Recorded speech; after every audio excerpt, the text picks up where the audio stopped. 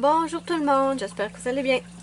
Je viens aujourd'hui avec une vidéo test et revue pour un produit que j'ai eu de la boutique Bonne Petite Star. Je viens vous montrer ce petit tampon carré qui n'est pas le même que j'utilise d'habitude. Ça c'est celui que j'ai d'habitude, ça c'est celui de Bonne Petite Star. Il est un peu plus ferme que l'autre que j'ai. Je vais vous montrer.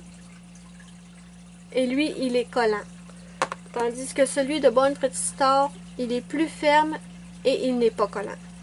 Ensuite, avant de continuer, je vais vous mettre le lien de la boutique Bonne Petite Star dans la barre d'infos sous la vidéo. Je vais aussi vous mettre le lien vers le petit tampon.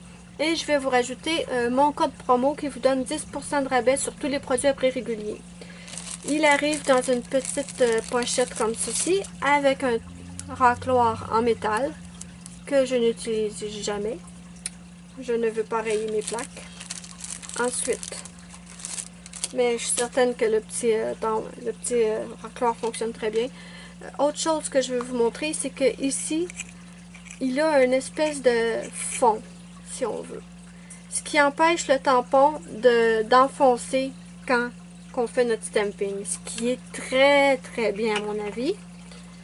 Parce que si vous connaissez les tampons en silicone, les tampons XL, vous savez que le tampon passe son temps à enfoncer dans la poignée, si on peut dire.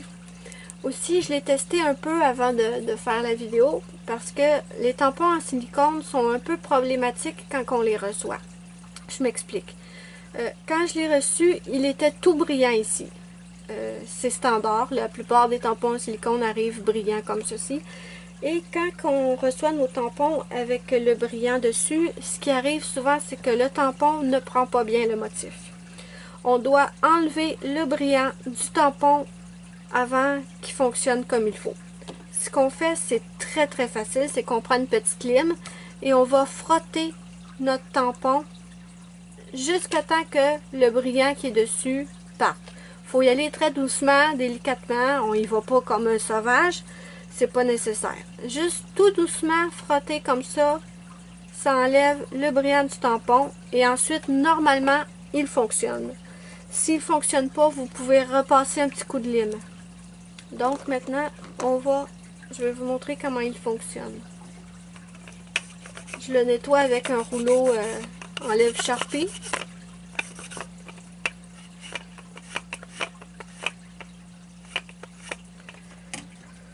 Donc allons-y, je vous montre ça.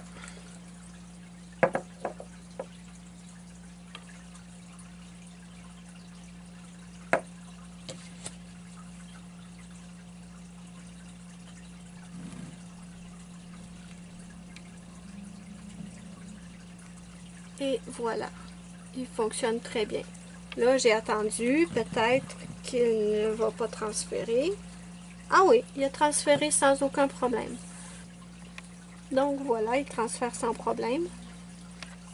Je vais faire un autre motif pour vous montrer que c'était pas juste de la chance. Où j'ai mis mon tampon? Ah, ok, il est là, excusez.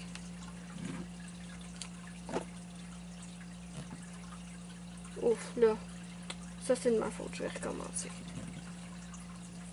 On va le nettoyer. Je vous ai dit que j'allais vous mettre le lien direct vers le produit. Hein. Je suis certaine que je l'ai dit. Non.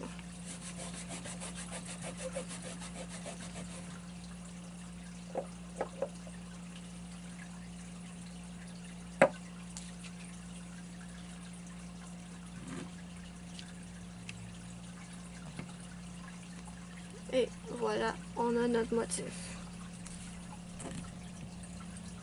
Et il transfère très bien.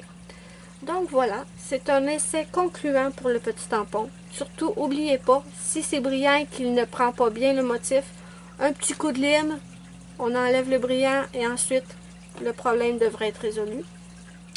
Et moi, je vous dis bye bye, à la prochaine pour une prochaine vidéo.